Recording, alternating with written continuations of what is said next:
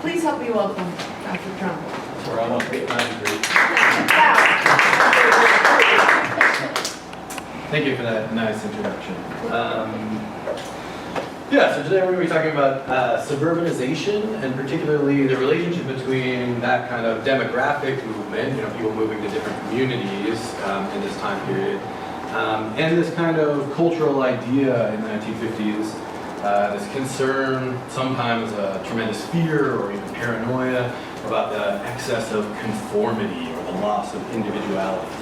So we're going to kind of be thinking about the way those two things, sort of one, physical, material, demographic, where you actually live, the kind of people that live next door to you, et cetera, and this kind of cultural mindset, this concern in the air or in the ether about conformity.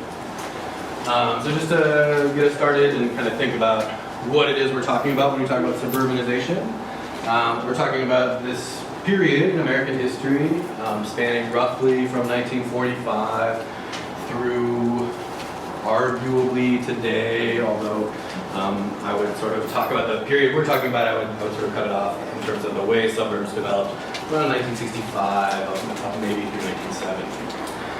And what we mean by this is that this is something different in American history. If you look at from the American Revolution all the way through the early 20th century, what you find is this consistent pattern of people moving from the country to the city, right? Every year in American history, there are proportionally fewer farmers or ranchers. This is true even during westward expansion. When we sort of think about homesteading and that sort of stuff, there are fewer of those folks proportionally and more urban dwellers. What we see beginning in the late 1940s and into the early 1950s is a different kind of settlement pattern. People not primarily moving to big cities, but moving to what we call suburbs, neither rural nor urban, it's kind of in-between space. Often they're called bedroom communities because they focus, as I'll talk a lot about, the whole community is organized around residential living. There's rarely any major industry or commercial activity in suburbs, although there might be a little bit. So again, it's this kind of new settlement pattern in the United States. So kind of numbers and graph person. Here on the left-hand side of this chart, or the very left-hand side, that green bar that's going slightly downward is the population decrease in the New York City, within the New York City limits over the course of this decade, 1950 to 60s. If you look at the red bar right next to it, that's the growth in the suburbs around New York in the same period. Now keep in mind, this is the same period of history we call the baby boom, right? People are being born at unprecedented numbers in the early 1950s, and yet New York City is shrinking in population, not dramatically, right? It's a tiny shift, but it is shrinking in population while these suburbs explode, right? What this represents, again, all the way through the end of the 1970s, again, is this shift in the American population outside of major urban centers. And again, this is a kind of dramatic reversal from the previous 150 years. So one kind of question to start us off might be, why would this happen now? Why in the late 1940s and early 1950s would people suddenly start, eschewing the city and moving out to the suburbs? Anyone have any ideas, guesses, thoughts? Own their own place. Some people might just want to own their own place, right? Harder to do in a city. Population density is higher, makes housing prices higher, right? So if you want to own a single family home, you move out to the quote-unquote country, is what they often called it at the time. Possibly, yeah, good. Anyone else?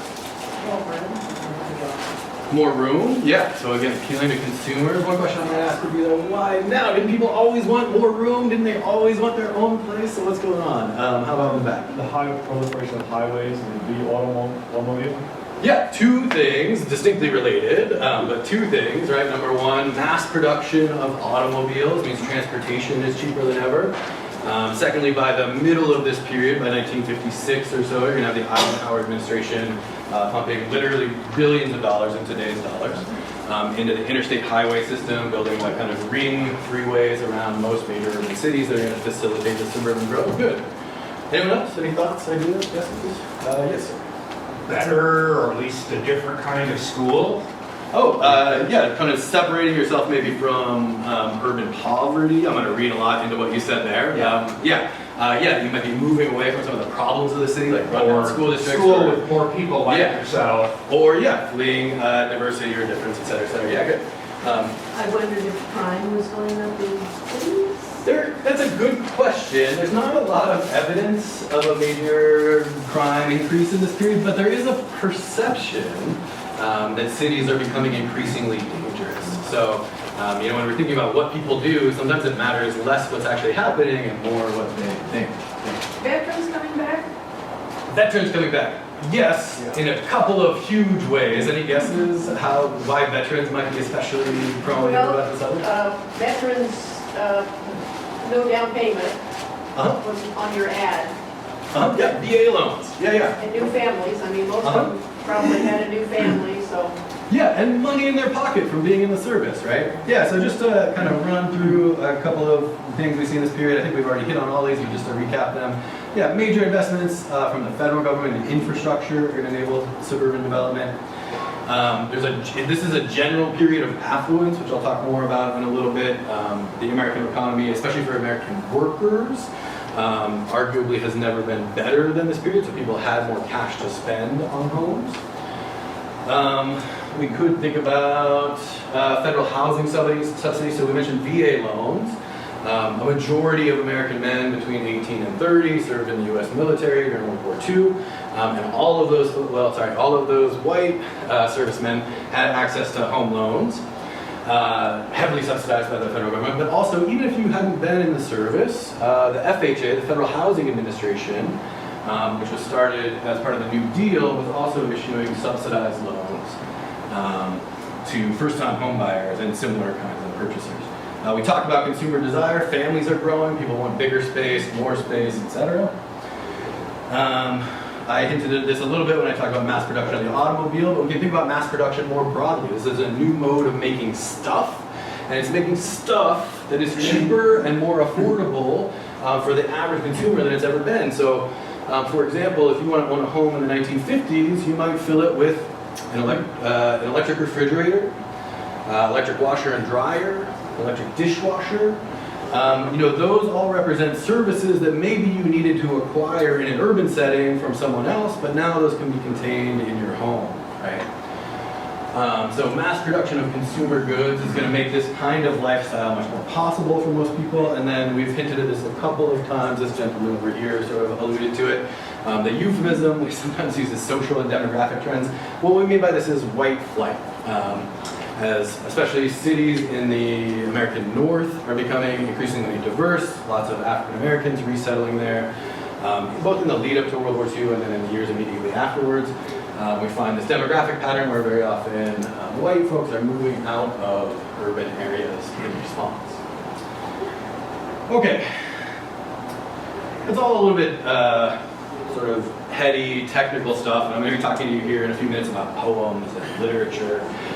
So I want to kind of pause here for a second and think not just about federal housing policy, but also about like the shape and feel that the built environment, that is the actual like structure of a city, gives to a community, right? So if you think about a place like Chicago, right, it has the elevated trains, and each one of those train stops is a different neighborhood that has a strong kind of ethnic and historic identity, right? That's built in part, or I should say facilitated in part, by that elevated train, right? The structure of that train lends shape to those communities, right? People are going to live where they have access to a train stop. They're going to congregate around these train stops, et cetera, et cetera. When we talk about the suburbs, that built environment is entirely centered around the home and family life, or what we might call domesticity, if we're thinking very formally. But again, these are bedroom communities. There's very little industry in suburbs to speak of. There might be some commercial enterprises, insurance firms, that kind of thing. But no heavy industry, generally speaking, factories. The Ford plants generally aren't in suburbs, right? So again, it's a whole community built around this idea of home and family life.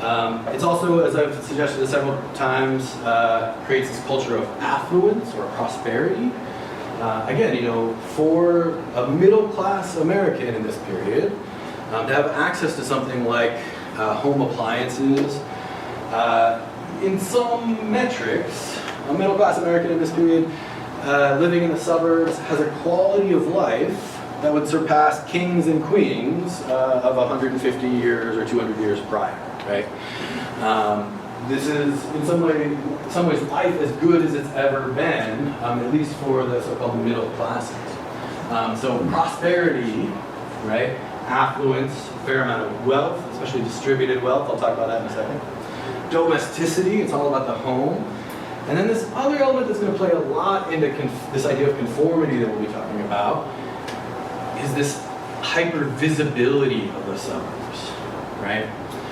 You know, if you think about rural living, many of you in Nebraska probably have some experience with rural living. Your neighbors are very far away, and you can kind of do whatever you want on your little plot of land, and people won't notice so much, right? If you think about urban living, there's a kind of anonymity to it, right? You know, we often talk about how people in cities don't know their neighbors, right? And so even though you might be all kind of tightly packed in together, you know, again, it is, you're sort of flying under the radar, right? There's so many people to possibly figure out. Such is not the case in the suburb of the 1950s. You are on display to your neighbors, to your community. As I'll talk about in a couple of minutes, these are highly uniform communities. Very little socioeconomic stratification within a suburb. And so even tiny differences start to get noticed. If you only mow your lawn once a week, and this fellow does it twice a week, we're going to start talking about why it is you're slacking off on your job, right? We know what's going on in our communities. All right. And you should also think here about this kind of shift in American identity. It doesn't happen overnight. It's not exclusive to this period, but the suburbs are a major moment of transformation.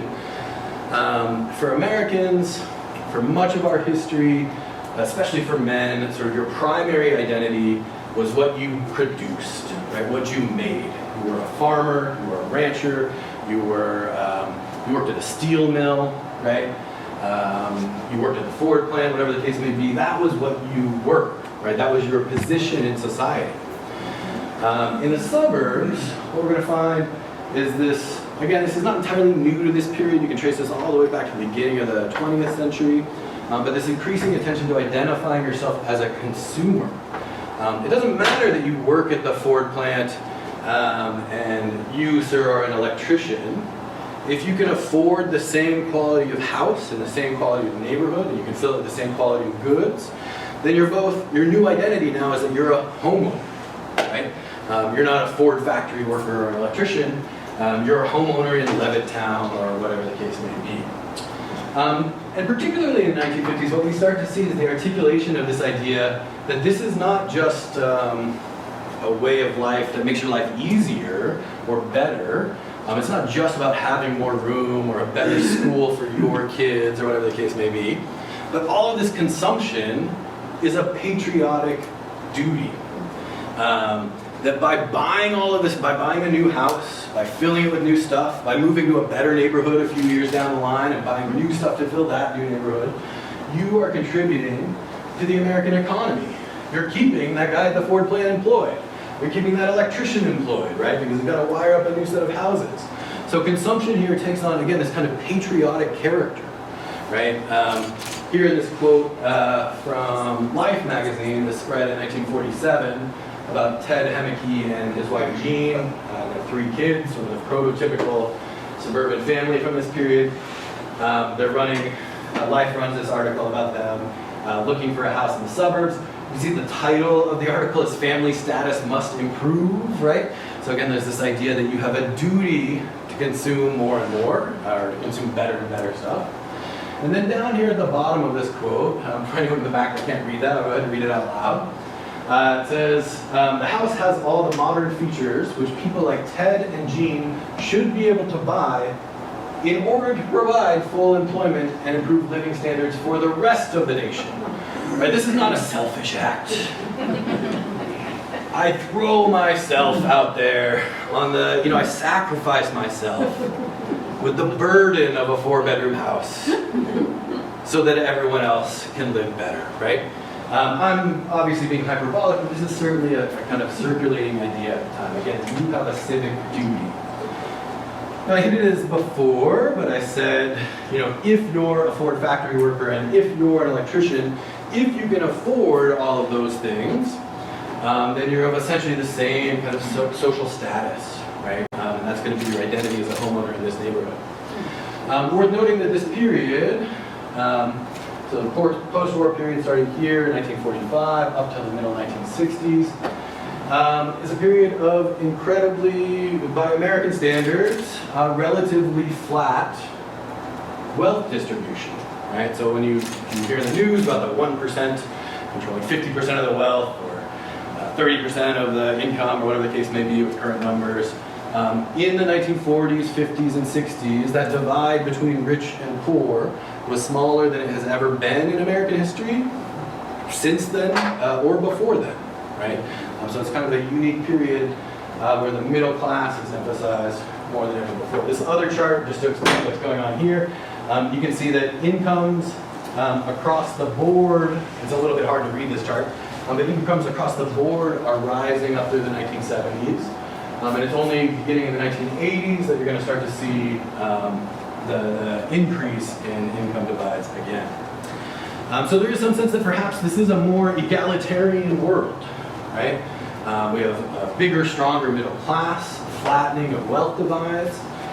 We could see this reflected again in that built environment of the suburbs itself. Like iconically, we think of the suburbs as being made of tract housing, right, where each unit is identical to the one next to it. And so we might think of that as a kind of ultimate gesture towards equality, right? We're all the same as each other as long as we can all afford a house in this community. But there are some paradoxes that come with suburbanization and this idea of a kind of egalitarian suburbs. Because it's very true, as I've said several times, that within a particular community, you're going to find relatively little divide in income. In fact, you'll find crazy specific advertisements and loan applications and requirements where they're looking for somebody to live in, say, in Levittown, Pennsylvania. The applicant needs to have between $15,000 and $17,000 in annual income. Can't be too rich, can't be too poor, right? You've got to fit in this kind of narrow income bracket. And that's true. Not all suburbs have those kinds of requirements, but it's true in general that you're going to find relatively uniform suburbs internally in this period. But it ends up becoming a kind of heavily stratified society when you look from one community to the next, right? That $15,000 to $17,000 range is all well and good when you make that much money. When you get a raise, you need to move out to the next neighborhood, right? You've got to move up to the slightly better or more upscale community. Another kind of paradox we see in this period has to do with racial or ethnic segmentation and sorting.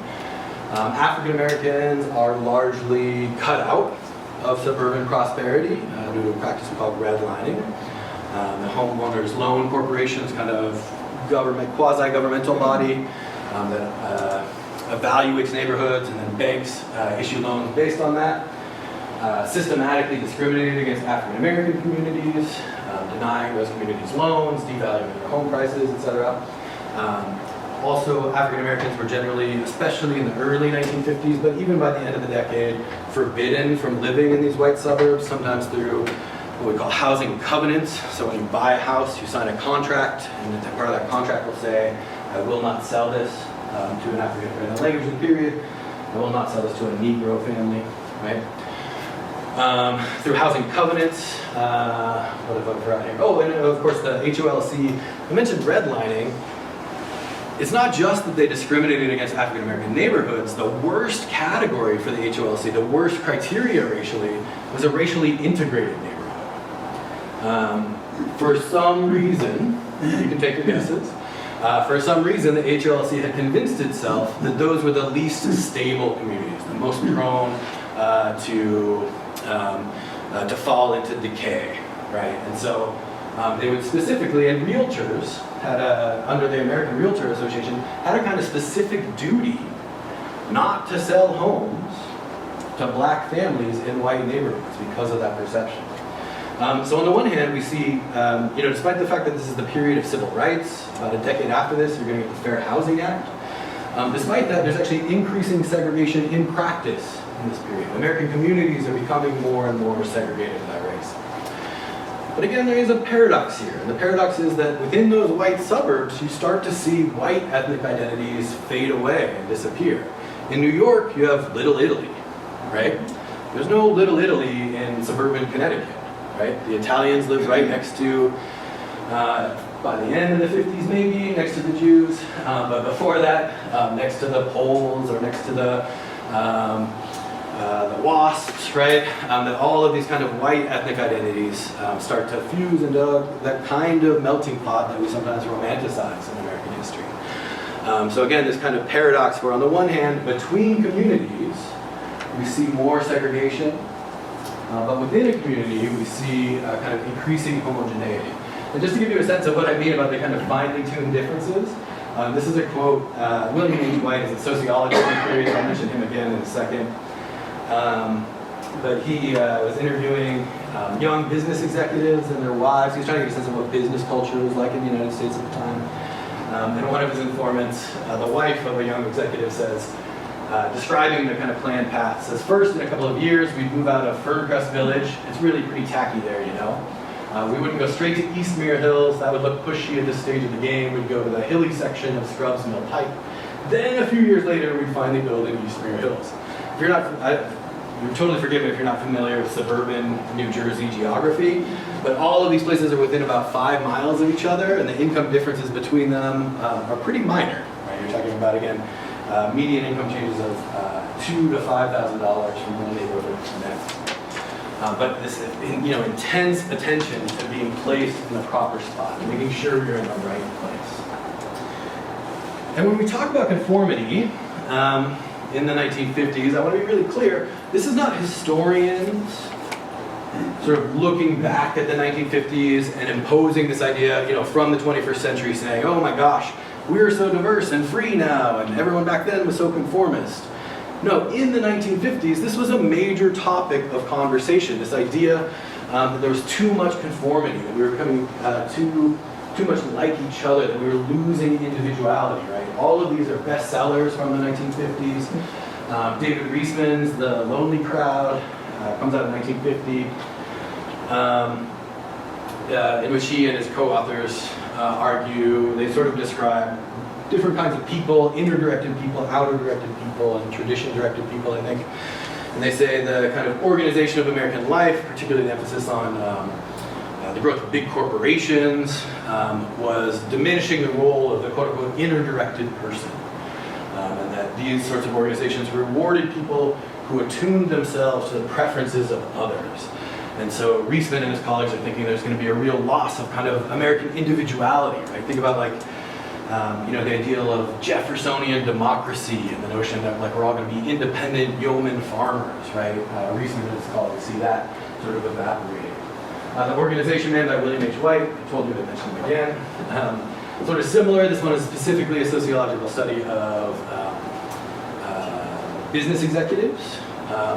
And he finds, he argues that, again, they're increasingly losing their individuality. They're subsuming their identity to become a quote-unquote IBM man or a Ford man, right? That you give up your own inner self to pursue something else. The Man in the Gray Flannel Suit is fictional. It's a novel.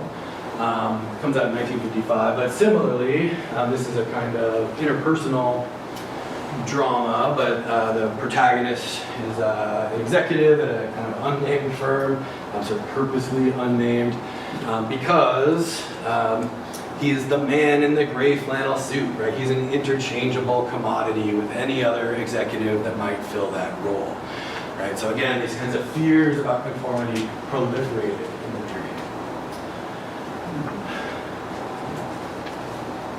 Okay. But today I want to talk about some of the challenges to this, right?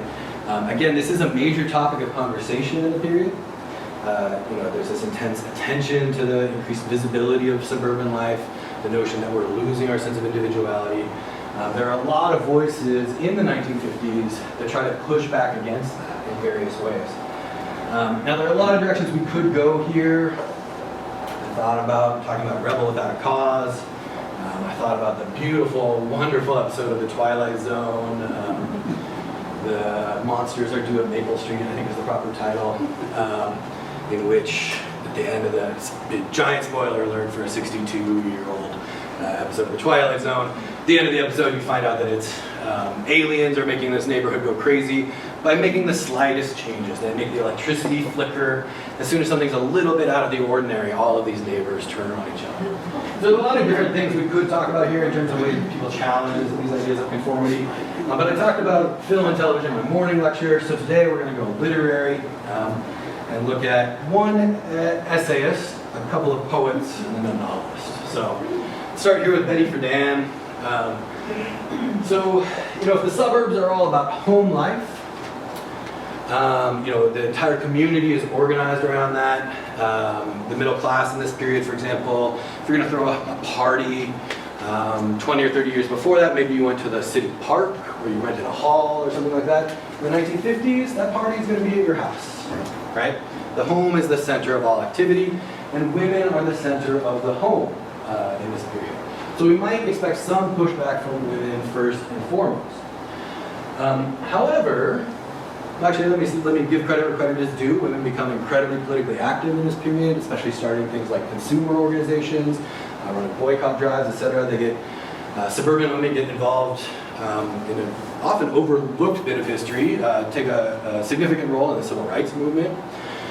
So suburban women do strike out in various ways to kind of re-engage outside of the home.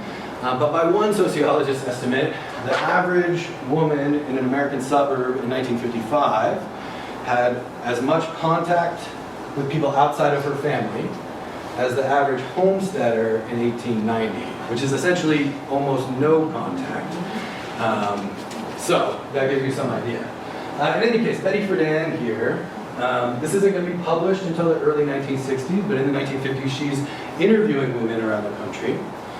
She's a journalist and trained as a psychologist. She's interviewing women around the country to get a sense of what suburban life is like.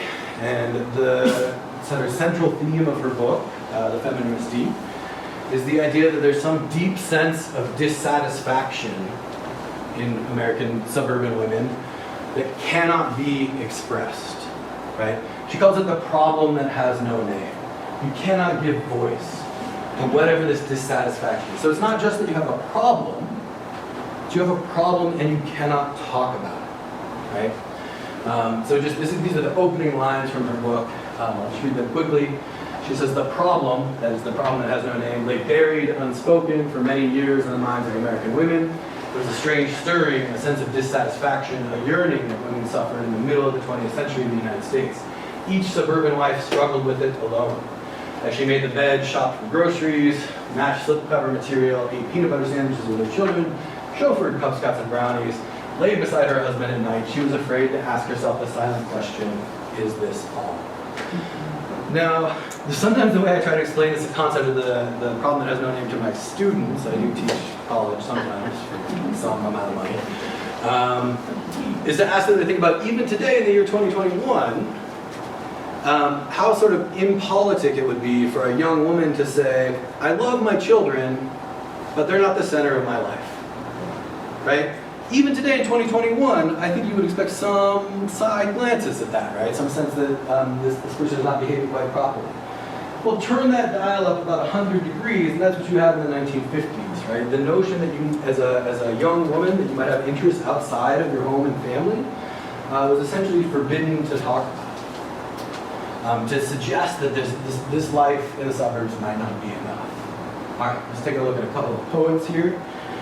Sticking with the theme of women for a minute, you can find Sylvia Plath throughout the 1950s, although I chose a poem from the early 60s.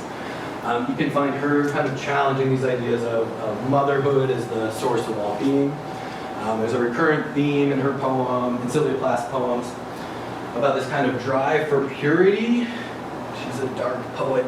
so there's this drive for purity that always ends in death or suicide, right? Or a drive to kind of evolve to some higher state of being. So here, this poem's called The Applicant, and I've selected a section here from the middle, but just to give you some context, the poem is written as if the narrator's voice is somebody giving a job interview, right? The reader is applying for a job. So Sylvia Plath says, "I notice you are stark naked. How about this suit? Black and stiff, but not a bad fit. Will you marry it? It is waterproof, shatterproof, proof against fire and bombs through the roof. Believe me, they'll bury you in it." I like that little joke. Now your head, excuse me, is empty. I have the ticket for that. Come here, sweetie, out of the closet. Well, what do you think of that? Naked as paper to start, but in 25 years, she'll be silver and 50 gold. A living doll everywhere you look. It can sew, it can cook, it can talk.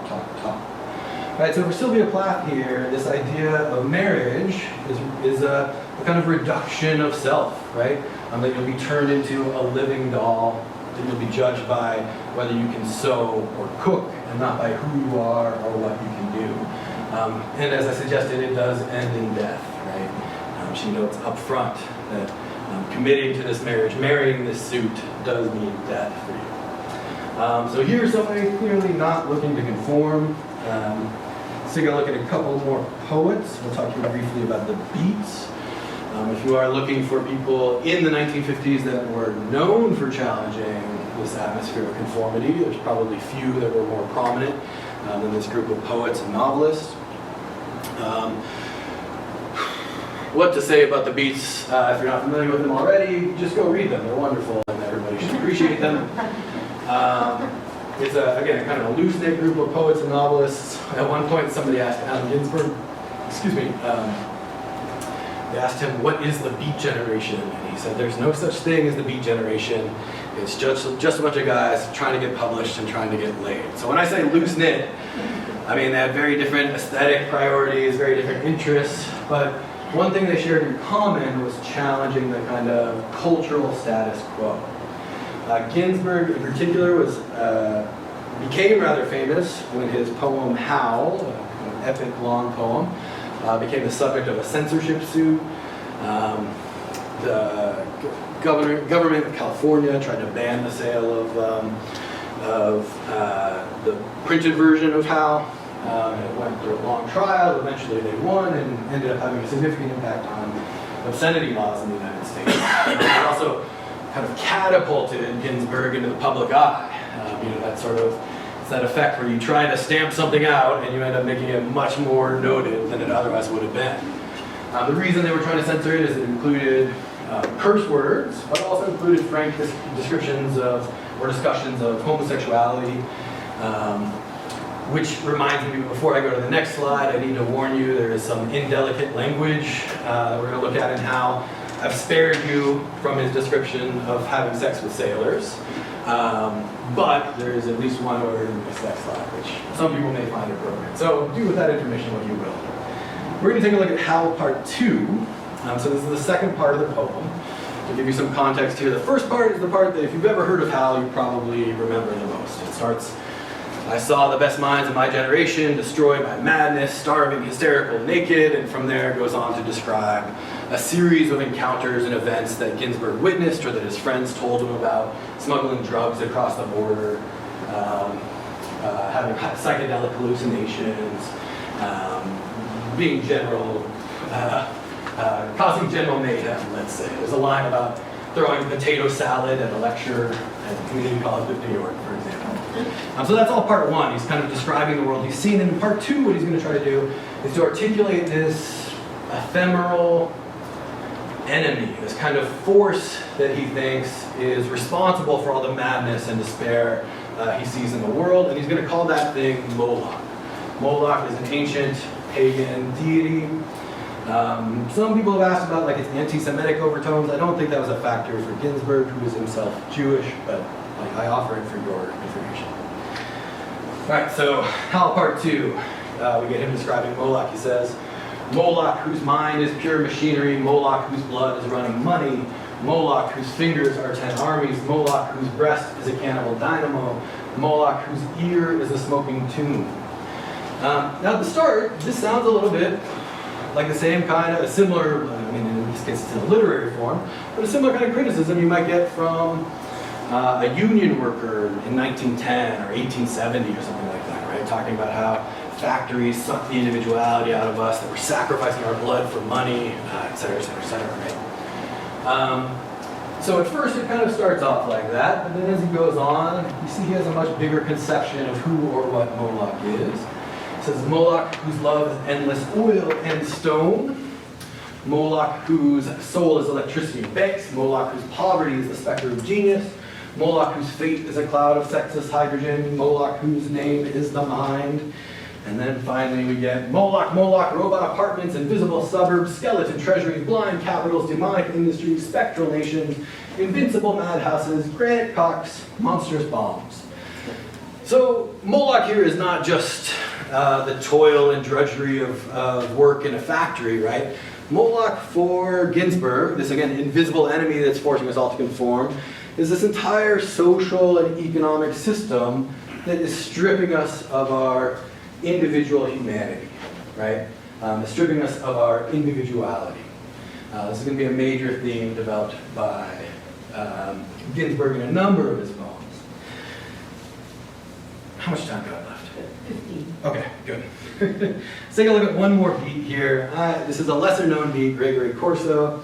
But for me, when I'm thinking about suburbanization and conformity, there's a little bit of this poem that I think captures the response of the beats more than anything else. So this is a long one, so bear with me. This is only one stanza from a much longer poem. But he said, this poem is called Marriage, and it's Corso asking himself over and over again. He says, should I get married? Should I be good? And then he kind of imagines different kinds of ways that marriage might turn out. So he might live in the suburbs, or he might live in the city, they might have 2 kids, or they might have a dog, whatever the case may be. And then we get to this stanza. He answers his own question. He says, I should get married, I should be good. How nice it would be to come home to her and sit by the fireplace and she in the kitchen, aproned, young and lovely, wanting my baby. And so happy about me, she burns the roast beef and comes crying to me, and I get up from my big papa chair, saying, Christmas teeth, radiant brains, apple deaf. God, what a husband I'd make. Yes, I should get married. So much to do, like looking at Mr. Jones' house late at night, and cover his golf clubs with 1920 Norwegian books, like hanging a picture of Rimbaud on the lawnmower, like pasting Tanu Tuva postage stamps all over the picket fence. Like when Mrs. Kindhead comes to collect for the community chest, grab her and tell her there are favorable omens in the sky. And when the mayor comes to vote, get my vote, tell him, when are you going to stop people killing whales? And when the milkman comes, leave him a note in the bottle that says penguin dust, penguin dust, penguin dust. So why do I like this poem? Because when Corso is staring at this idea of, imagining himself fitting into this suburban lifestyle, the only response he can issue are these sorts of nonsense words. Apple deaf, radiant brains, penguin dust, right? That this notion that he could kind of mold himself into the right kind of person to live in this community, he simply can't imagine. I've left out, again, this is one stanza excerpted from this, but just to kind of touch back on some earlier themes. Another thing that Corso will do a lot in this poem is he'll invoke the idea of being watched. Right, being put on display. So at one point he imagines his honeymoon, and he says all the wedding revelers will gather outside the honeymoon suite and bang on the door and wonder if the deed is done yet, right? So again, it's this idea of being put on display and sort of being expected to live up to other people's expectations. All right, the last work I'm going to take a look at today, the last work sort of challenging these ideas of conformity, is this book here, Revolutionary Road. Published in 1961 by Richard Yates. It's fictional, but heavily based on his own life and marriage in the suburbs in the 1950s. The main character, Frank Weaver, works for an analog for IBM. I think it's called Knox Business Machines in the novel. Yates himself had done some copywriting work for big businesses, so he's sort of speaking here about a relatable experience for himself. The plot of the novel, again, apologies for spoilers, but this is 60 years old this year, so If you haven't read it yet, now's your chance to go do it because it's a great book. I'm going to go ahead and lay out the whole plot for you because there's not much to it. Frank and April are a young married couple. At the beginning of the novel, they have a fight. As part of reconciling, they decide they're going to make their lives better by moving to Europe together. April gets pregnant. That cancels their plans to Europe.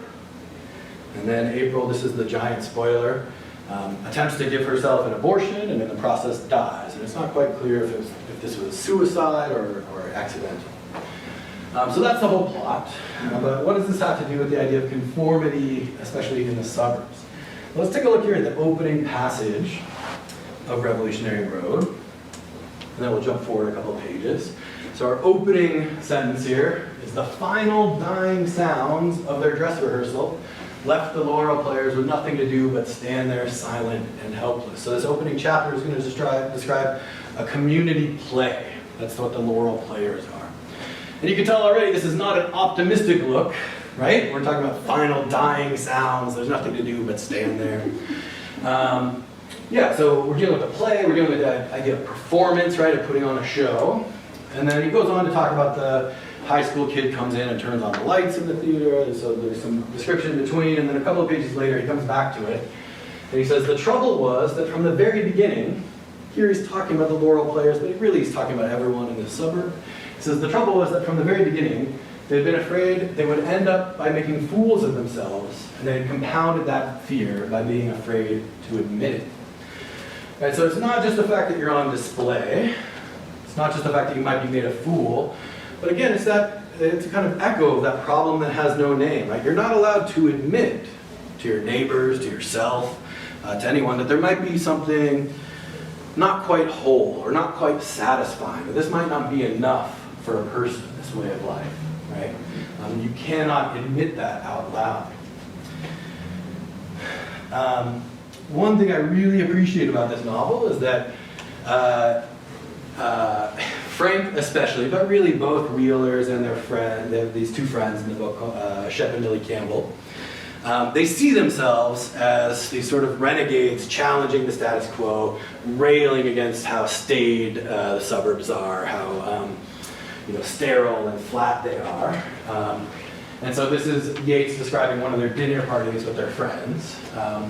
He says, even after politics had palled, there had still been the elusive but endlessly absorbing subject of capital C conformity, or capital T, the capital S suburbs, or Madison Avenue, or American society today. This is their friend. Oh, Jesus, Shep might begin. You know this character next door to us, Donaldson, the one that's always out fooling with his power mower? And there would follow an anecdote of extreme suburban smugness that left them weak with laughter. So again, Frank, April, their friends, they see themselves as kind of above this suburban way of life. But Yates here is clearly playing with irony, because what are they actually doing in this passage? They're talking trash about their neighbors, right? They're gossiping about their neighbors, which is sort of the worst stereotype about that suburban conformity, right? That anyone who's even a little bit different is going to be ridiculed and mocked, and that's exactly what they're doing. All right, Frank, again, I think Yates is quite conscious of this. Frank Wheeler falls into a number of cliches from the period. He cheats on his wife with the secretary at the office, right? Again, they have two kids, and then April gets pregnant halfway through the novel, so they're literally the 2.5 children family, right? Yates is very aware that even as they're sort of mocking this, they're a part of that. But my favorite thing about this novel, the reason I kind of wanted to leave it here as the sort of final thought about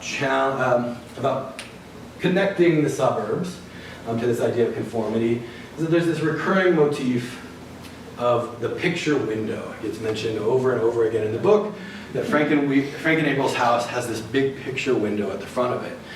If you've ever seen like a 1950s or 60s ranch house, that picture window is a big thing that appears right in the living room. And I have to say, I've been teaching this novel for 12 years, I think now, and this summer I moved into one of those houses with that picture window. It makes a lot more sense all of a sudden.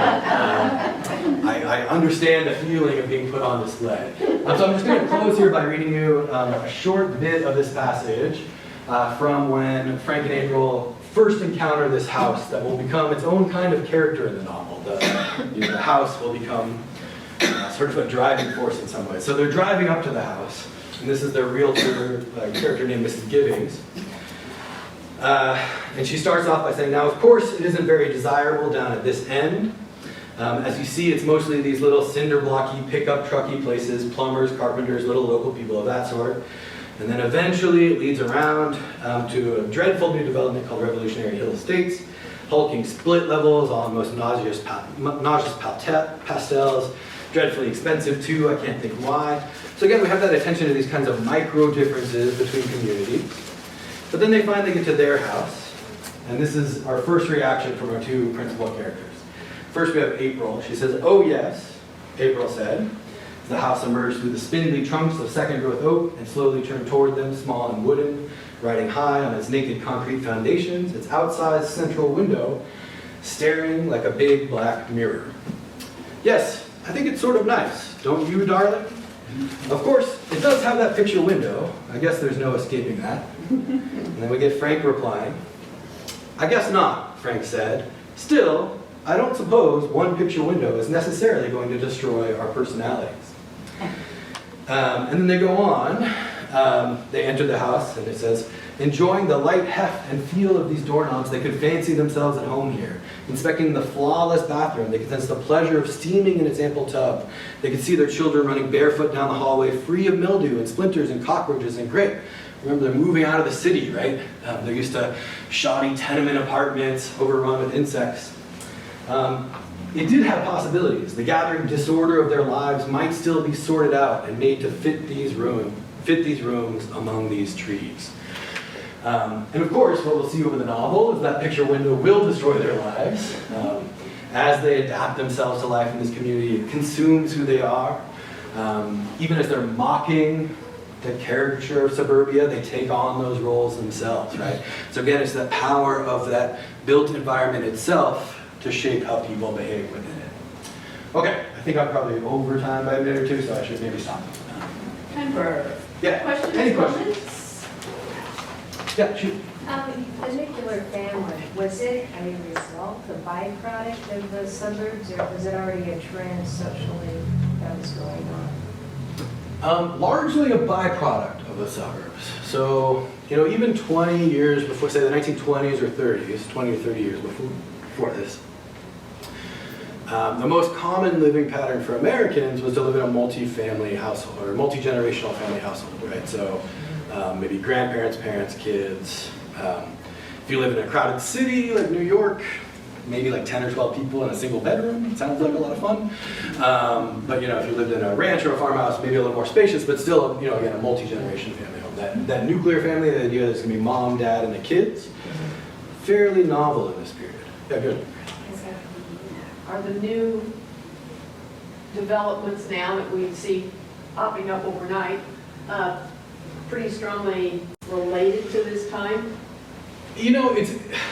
I don't want to speak out of school here. I'm not a city planner.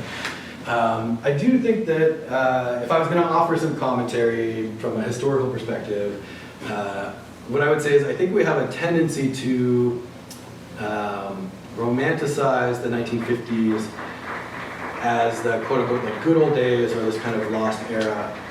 And what's actually really interesting about this pattern of suburban living is it's new in the 1950s. This is where I tried to start off. It's not some ancient way of living that people had always done in nuclear families, right?